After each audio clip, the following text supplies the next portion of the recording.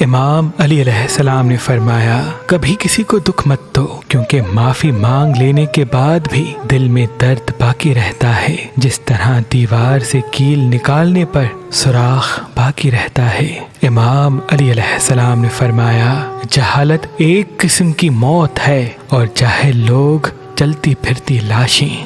امام علی علیہ السلام نے فرمایا 3 رشتے بے نقاب ہو جاتے ہیں، پہلا بڑھاپے میں اولاد، دوسرا مصیبت میں دوست، اور تیسرا غربت میں بیوی۔ امام علی علیہ السلام نے فرمایا کسی کے خلوص اور پیار کو اس کی بے وقوفی مت سمجھو، ورنہ کسی دن تم خلوص و پیار تلاش کرو گے اور لوگ تمہیں بے وقوف سمجھیں گے۔